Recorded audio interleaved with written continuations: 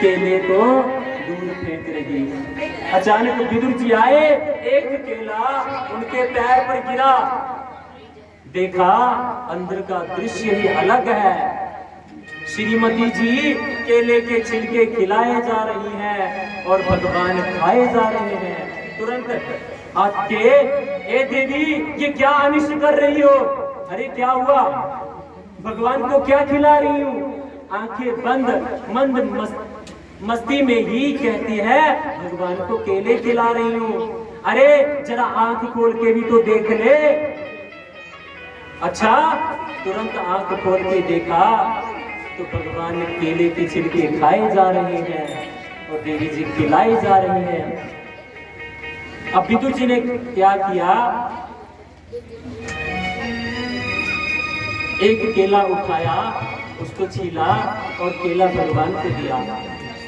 अब भगवान जब खाने लगे तो क्या कहते हैं? बोलो बंके बिहारी लाल की जय, कृष्ण कन्हैया लाल की जय। कन्हैया केला खाते हैं, कहते हैं आप केला दे तो रहे हैं लेकिन जो स्वाद उन छिलकों का था ना वो इस केले में नहीं है।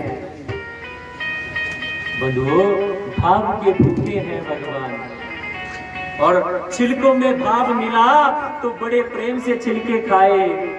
और जब भाव ना हो तो 56 भोग भी लगाते रहो। और ये 56 भोग की परंपरा कब से शुरू हुई ये भी बता देता हूँ सिर्फ शॉर्ट में। भगवान जी ने गोवर्धन कितने दिन तक उठाया? 7 दिन तक। और यशोदा मैया हर दिन 8 तरह के व्यंजन बना के खिलाती थी। जब 7 दिन कुछ नहीं खाया तो मैया ने देखा 7 थे 56। तो इकट्ठा एक दिन में 56 प्यार प्रकार के व्यंजन भगवान को परोसे थे। गुरुबंकी बिहारी लाल की जय। एक चुना भगवान के मित्र थे, वृष्णि नाम प्रवरो मंत्री, कृष्णस्य दैक सखा, शिष्यो बृहस्पते साक्षात् दुर्लभो बुद्धि सतमः।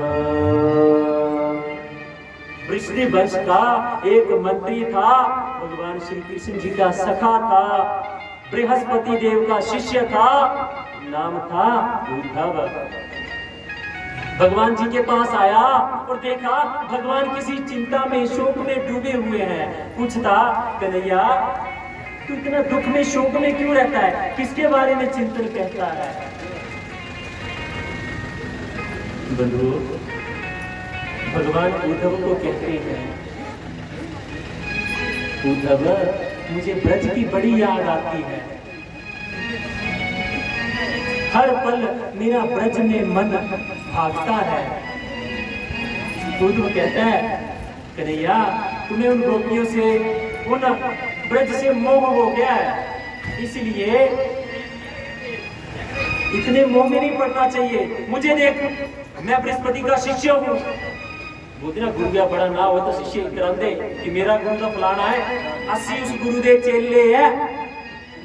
गुरु हुआ था छुपाते फोटो लाके उसमें लुकाई देते नहीं। बंधुओं, गुरु जो है 2 तरह के होते हैं। एक होता है शिक्षा गुरु और एक होता है दीक्षा गुरु। शिक्षा गुरु कितने भी हो सकते हैं, छोटे बच्चे से भी सीखने को मिल जाता है, जानवरों से भी सीखा जा सकता है। ये है शिक्षा गुरु, कितने भी हो सकते हैं, 1000 लाख भी हो सकते हैं, लेकिन दीक्षा गुरु सिर्फ एक। मैंने तो देखा है, एक गुरु से नाम लिया और दूसरे की लाइन में लगे हुए हैं। नाम लिया नहीं थी, लिया सी जी, पर गुरु जी ठीक नहीं निकले तो दोबारा लेना चलेगी ये। बंधुओं, गुरु चाहे अच्छा हो चाहे बुरा हो, गुरु गुरु है। और जो दीक्षित हो गया जिस गुरु से, वो उसी से पूरी उम्र तक बंधन में बंध जाता है। आप दोबारा गुरु नहीं बना सकते। कोई रिश्ता तो अपना होना, कुड़ी ब्याह नहीं हुए तो 10 बार भेज दे। ए महाराज तो हाउसी दोस्ती भी पूछे हुआ ता भी पता करे हुआ मुंडू ठीक है। और जन्म जन्मांतरा के चक्कर के जेड़ा मुक्त करने वाला है उन्हें बारे च बस ढोली की चिमटा अच्छा कड़किया कीर्तन बड़ा बढ़िया करते इन्हों ते इनाम ले लिया। हमारा शास्त्र कहता है पानी पीना छान के और गुरु बनाना जान के। ये पक्का बंधन हो गया। बेटी का रिश्ता कर दिया ना, बेटी ससुराल चली गई, समझो रिश्ता दूर हो गया। अरे गुरु का रिश्ता तो पति पत्नी के रिश्ते से भी पवित्र है, ऊंचा है। तो इसलिए सोच विचार कर। भगवान कहते हैं, उद्धव बड़ा कहता है कन्हैया ऐसे नहीं होता, गोपियां क्या है, कुछ भी नहीं है, तुम उनके भाव में भावित मत हो। कन्हैया क्या कहते हैं? कन्हैया कहते हैं जी को, उधो रे ब्रज मोहे बिसरत नाही, उधो ब्रज मोहे बिसरत नाही, ब्रज मोसे बिसरत नाही। आगे क्या कहते हैं? वृंदावन गोकुल तन आवत, संगन तृणन की चाही, वृंदावन गोकुल तृण आवत, संगन तृणन की चाही। प्रात समय माता जसुमती अरु, नंद देखी सुख पाई, उधो ब्रज मोहे बिसरत नाही, उधो ब्रज मोहे बिसरत नाही। माखन रोटी दहियों सजायो, अतीत साथ खवावत, उधो अतीत साथ खवावत।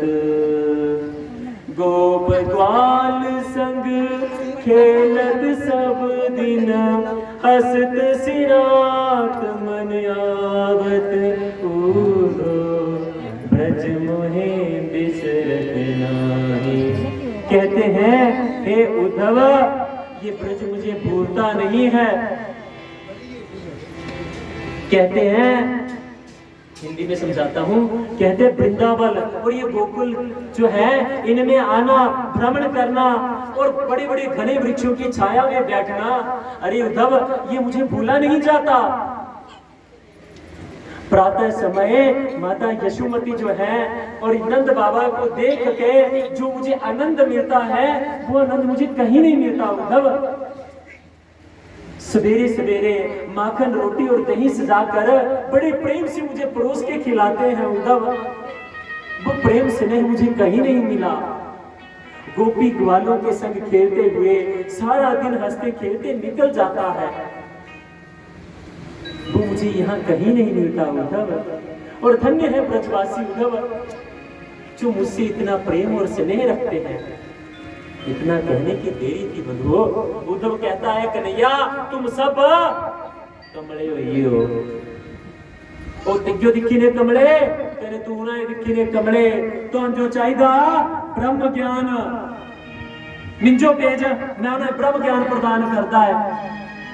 अच्छा उद्धव तुम जाओगे?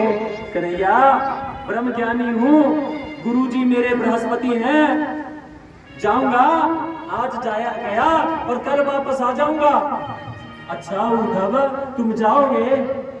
ठीक है उद्धव तुम जाओ और उनको अच्छे से समझाना, उनको सारी बातें समझा देना। उद्धव जी ने तुरंत रथ तैयार किया और रथ पर विराजमान हुए। अब जब जाने लगे तो तुरंत कृष्ण जी भागते हुए आए। अरे उद्धव रुको, क्या हुआ कन्हैया?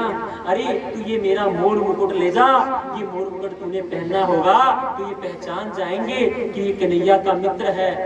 कहते मेरी पहचान कोई काम की नहीं होगी। भगवान जी चुप रहे। उद्धव वहां से निकले बंधुओं, वृंदावन के लिए निकल गए, चलते जा रहे हैं। और वृंदावन और वहां पे क्या आलम है वो बताता हूँ। वहां क्या हाल है। रोज सुबह होती है, मधुमंगल श्री दातन सूखा मणिभद्र बलभद्र वीरभद्र सारे सुबह होते ही आ जाते हैं। जो मथुरा से रास्ता आता है उस पे बैठ जाते हैं और शाम को वहां से उठते हैं और यशोदा के घर के पास से गुजरते हुए कहते हैं, अरे यशोदा मैया, तेरा लाल आज भी नहीं आया और उसने परसों बोला है, हो सकता है कल आ जाएगा। उनके नित्य की यही क्रिया है। रोज सुबह आते हैं, वहां बैठते हैं, कन्हैया की बातें करते हैं, चर्चाएं करते हैं और चले जाते हैं। यशोदा मैया भी इसी आस में कि चलो आज आ जाएगा, कल आ जाएगा। नंद बाबा भी यही सोचते हैं। बरसों बीत गए, कन्हैया नहीं आया। रो रो के आंसुओं की धाराएं, जैसे भजन में आपने सुना, गैया रोती है, ग्वाले रोते हैं, मैया रोती है, यमुना रोती है, हर कोई बिरहा में रोता है। जब उद्धव जी पहुंचे तो दूर से रथ आता हुआ दिखाई दिया। मणिभद्र बोला, अरे मनसुखा, एक रथ दिखाई दे रहा है, कोई आ रहा है। तभी मधुमंगल बोला, कोई नहीं आता, मैंने तो ठान लिया आज से कन्हैया से कटी, मैं कभी बात नहीं करूंगा। अब तो आता भी रहे, मैं उसकी तरफ देखूंगा नहीं। सारे ग्वालों से अलग होकर बैठ गया।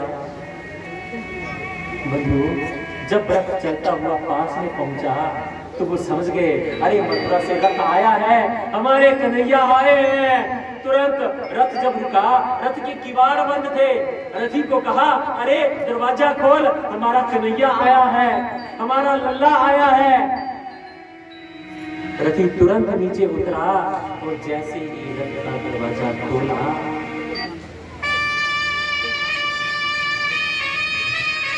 तो क्या देखते हैं, मोर मुकुट धारण है, परंतु चेहरा बदला हुआ है। जो आंखों में चमक थी ना, वो अचानक से कहीं खो गई। बड़े भाव से आए थे, अरे कन्हैया, अरे कन्हैया, तू आ गया, तू आ गया। जो पीछे से गोप आए, तुरंत उन्होंने देखा नहीं कौन है। अरे कन्हैया, इतने दिनों के बाद आया, आ हमारे गले लग जा, नीचे आ जल्दी। उद्धव जी इतने सारे बावरी हैं, किसी में अकल नहीं है, सब पागल हुए फिरते हैं और मैं कहा इनके बीच में आ गया। मधुर रथ से नीचे उतरा। बृहस्पति देव का शिष्य कहते हैं, कन्हैया नहीं आया पर मैं उसका सखा हूं, उसने संदेश भेजा है। अच्छा, तो पहले मुझे नंद बाबा और यशोदा मैया से मिलना है। अच्छा, तो मुझे कोई छोड़ देगा? कहते, तुझे क्यों छोड़े? कन्हैया होता तो छोड़ने, तुझे क्यों छोड़े? तो खुद चला जा। कहते, मुझे रास्ता नहीं पता। कहते, रास्ता नहीं पता? कहती, छोटी सी नदी जो बह रही है ना, इसके साथ साथ चला जा, सीधा नंद बाबा के घर में पहुंच जाएगा। अच्छा, अरे हिमालय पर्वत से, पहाड़ों से बहुत सी नदियां बहती हुई देखी, ये कौन सी नदी है? क्या नंद बाबा के घर से बहती है? कहते, हाँ उद्धव, ये नंद बाबा के घर से नदी बहती है। अच्छा, पर ये नदी खारे पानी की है। क्यों? खारे पानी की नदी तो पहली बार सुन रहा हूँ। समुद्र खारा होता है, अरे नदियां तो मीठी होती हैं। नहीं उद्धव, ये खारे पानी की नदी है। क्यों खारे पानी की नदी? क्यों? क्योंकि तुम्हारा सखा परसों आने का वादा करके गया था और बरसों बीत गए, अभी तक नहीं आया। अरे इस बात से नदी का क्या संबंध है?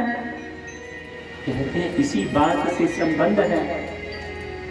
माता पिता रोज इंतजार करते हैं, गैया बछड़े रोज इंतजार करते हैं और रोते हैं। प्रत्येक सुबह होती है, खुशी से सूर्य देव का स्वागत करते हैं। हमारा कन्हैया आज तो पक्का आएगा। और जब शाम को कन्हैया नहीं आता ना, खूब आंसू बहाते हैं। अरे बहाते होंगे, उन आंसुओं का इस नदी से क्या कनेक्शन है, क्या संबंध है? अरे उद्धव, तुम घबराएंगे हो क्या? अभी भी नहीं समझे? ये खारी नदी उन्हीं के आंसुओं से खारी हुई है। बोलो क्या उनके आंसुओं से ये नदी खारी है? उद्धव, जाके देख तो सही उनका क्या हाल है। बंधुओं, जो आधा और बड़ा उपद्रव भरा मन था ना उद्धव जी का, बृहस्पति देव का शिष्य, आधा तो यही से खत्म हो गया। रथ वहीं छोड़ दिया, पैदल ही नंद बाबा के घर के लिए चल दिए। चलते चलते देखते हैं गैया रो रही हैं, ग्वाले रो रहे हैं, अरे पेड़ और वृक्ष भी रो रहे हैं, पशु पक्षी रो रहे हैं। सारी सृष्टि जैसे अनाथ जब हो जाती है ना, वैसा भाव बना हुआ है। घर तक पहुंचते पहुंचते उद्धव का हृदय द्रवित हो था। वो भी भाव विह्वल हो गए। अरे प्रेम तो बहुत देखा, लेकिन ऐसा प्रेम मनुष्य पशु पक्षी तो समझ में आते हैं। अरे जहां पर वनस्पति रोना शुरू कर दे, कहता है कि वो प्रेमी कितना बड़ा प्रेमी होगा। नंद बाबा के पास पहुंचे, देखा उनके आंसू झरझर बह रहे हैं। वो तो तुरंत प्रणाम करता है। नंद बाबा बड़े खुश हुए। अरे कन्हैया, तू आ गया। अब वृद्ध है ना, आंखों से दिखाई नहीं देता। कभी माता यशोदा भी, क्या कन्हैया आ गया? अरे लाला तू आ गया, इतने दिन कहाँ रहा? बहुत दिन लगा दिए। अरे कितनी तेरी विरह में रो रो के भगवान से प्रार्थना करती थी, अरे कन्हैया से मिलने से पहले मेरे प्राण मत निकालना। अरे कन्हैया तू आ गया, अब सुख से मर तो सकती हूँ। उद्धव के अश्रु धारा बहने लगी। कहाँ पहुंच गया मैं तो बड़ा ज्ञानी था और उस ज्ञान को लेकर अहंकार में मगन होता था मैं, लेकिन वो अहंकार कहाँ गया? उद्धव अपने आप से पूछ रहे हैं बंधुओं कि मैं कौन हूं, मैं कहाँ हूं?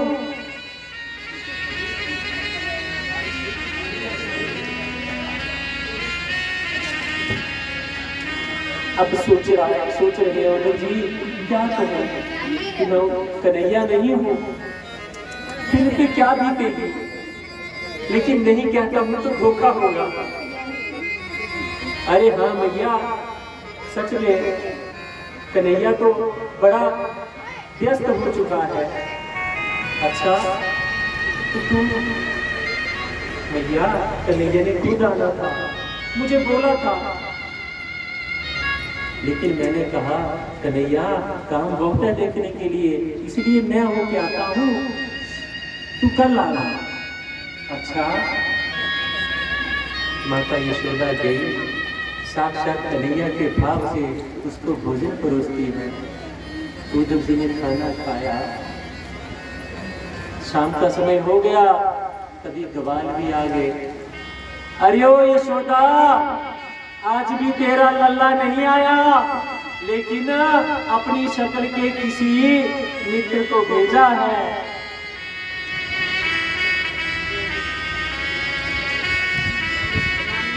उद्धव जी ने देखा गोपगण आए हैं। उद्धव जी कहते हैं यहाँ गोपियां कहाँ रहती हैं?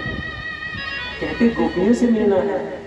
कहते अरे उद्धव, हमसे मिलके तेरा ये हाल है, जब गोपियों से मिलेगा तो तेरा क्या हाल होगा?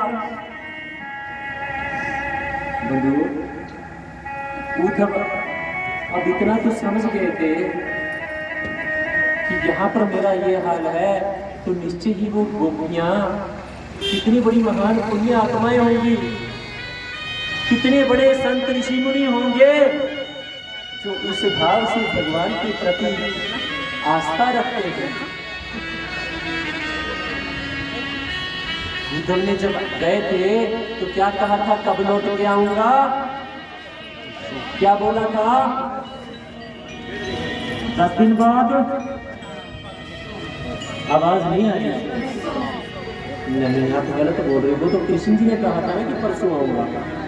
उद्धव जी ने क्या कहा था, आपका ध्यान कहीं और जा रहा है। मैंने पहले कहा है, हाथ कार्यालय और दिल यार वाला, हाथ अपने काम की तरफ और दिल अपने भगवान की तरफ। बंधु, 6 महीने बीत गए, वो तो जब वही बैठे हैं अपनी सूझबूझ खो कर, पागल जैसा हाल हो गया उनका। 6 महीने बाद जब उस महाल में अपने आप को ढाला, तब होश में आया कि मैं क्या हूँ। लेकिन जब होश में आया तो सारा अहंकार खत्म। कौन बृहस्पति और कौन उनका शिष्य। वापस मथुरा में आए और श्री कृष्ण जी को कहते हैं, अरे कन्हैया तू बड़ा निर्मोही है रे, जो पहले कह रहा था तू मोह में फंसा हुआ है। अरे कन्हैया तू बड़ा निर्मोही है, तुझे तरस नहीं आता। भगवान कहते, उद्धव ये तू कह रहा है, तू तो मुझे ब्रह्म ज्ञान दे रहा था। नहीं उद्धव, नहीं कन्हैया, तू बड़ा निर्मोही है रे, तुझे अपने माता की याद नहीं आती, तुझे गोपियों की याद नहीं आती। अरे उन बछड़ों को तो देखो जो तेरी याद में खाना पीना भूले हुए हैं, सिर्फ उतना खाते हैं जिससे हड्डियों का ढांचा बना रहे। बधू यही हाल गौ माता का और यही बछड़ों का, उतना खाते हैं जितने से प्राण चल सके।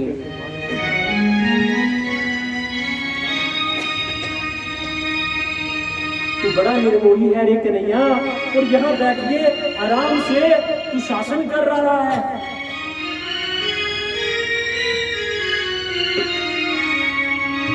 तो भगवान बोलते हैं, ये बता पहले 6 महीने कहाँ लगा दिए, तू तो कल आने वाला था। कहते कन्हैया मत पूछो, तू बेसुध हो सकता है लेकिन मैं ऐसा नहीं हूँ। तू स्वार्थी हो सकता है, अरे तुझे जरा भी तरस नहीं आता। भगवान जी ने अपना दिव्य स्वरूप दिखाया और उस स्वरूप में उद्धव जी क्या देखते हैं, भगवान श्री कृष्ण जी वृंदावन में खड़े हैं, बंसी बजा रहे हैं, गोपांगनाएं अगल बगल में घूम रही हैं, सभी ग्वाले, गौ माता, यशोदा, नंद बाबा सभी भगवान के अगल बगल में हैं। जब उद्धव जी ने देखा, सारा दृश्य देख के चौंक गए। उद्धव जी कहते, भगवान ये क्या है। कन्हैया कहते हैं, अरे उद्धव मैं ब्रज से अलग हुआ कब हूँ। अरे ब्रज से तो मैं एक पल भी अलग नहीं हो सकता, मेरे रोम रोम में ये तीर्थ अवस्था है। कन्हैया तू मुझे ब्रज में क्यों भेजा, मुझे वृंदावन में क्यों भेजा। बुलबंके बिहारी लाल की जय। मुझे वहां पर क्यों भेजा, अगर ब्रज तुझ में रहता है और तुझ में ब्रजवासी रहते हैं तो भगवान बड़ी अच्छी बात कहते हैं, हमें समझनी चाहिए। कहते उद्धव मैं देखता था, मेरा सखा ज्ञानी तो बन गया लेकिन अभी तक प्रेमी नहीं बना, और भगवान की प्राप्ति के लिए ज्ञान के साथ प्रेम की भी आवश्यकता है। इसलिए मेरा उद्धव प्रेमी बन जाए, इसलिए तुझे वहां पर भेजा। बुलबंके बिहारी लाल की जय। मथुरा पर जब जरासंध ने कंस का जब वध किया कृष्ण जी ने, तो उसकी पत्नी अस्ति और प्रस्ति, ये 2 पत्नियां थी। ये रोती हुई जरासंध जो इनके पिताजी थे, कंस के ससुर थे, इनके पास गई और जरासंध ने मथुरा पर आक्रमण किया।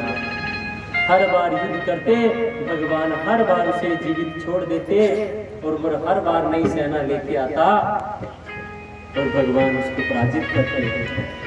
17 बार जब भगवान ने पराजित किया, 18वीं बार वो काल यवन को साथ में लेके आया। बंधुओं, ये काल यवन एक ऐसा यवन था जिसने भगवान शंकर से वरदान लिया था कि किसी के द्वारा इसका वध नहीं होगा, कोई अस्त्र शस्त्र इसका वध नहीं कर सकता और युद्ध में कभी इसकी पराजय नहीं होगी।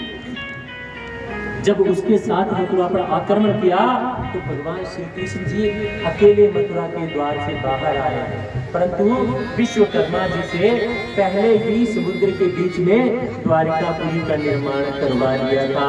बोलो द्वारिकाधीश भगवान की। अब अकेले जब बाहर निकले तो काल यवन को बड़ा गुस्सा आया, मैं युद्ध करने के लिए इतनी सेना लेके आया हूँ और ये अकेले युद्ध के लिए बाहर आए थे।